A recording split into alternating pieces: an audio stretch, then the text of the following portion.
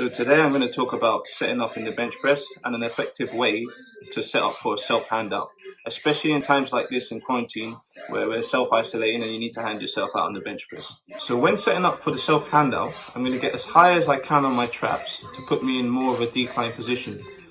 In this decline position, it tends to be the strongest bench press position and we can lift the most weight. Therefore, I'm going to go on my tiptoes, bring the barbell over my sternum, and then drop my heels down, keeping the lightest possible touch of the glutes.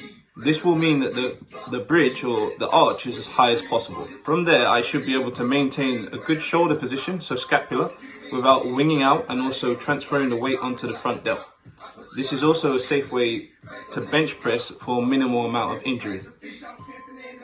On another note also, I will say this isn't the only way that you can set up on the bench press, and you may have seen many other ways, such as people putting their feet up on the bench to get high on their shoulders, or also even pushing their head right back so that they're trying to get that biggest arch and curve just before they bring the bench press out.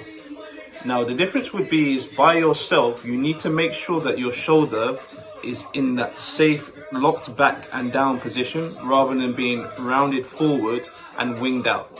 That will mean also that the bar path will be as straight as possible and travel the shortest distance. Just to conclude, self-hand out does spend some energy, but this way of setting up means the minimum amount of time spent having the weight in your hands, and that means you should be able to lift more weight if you don't have that much time under tension.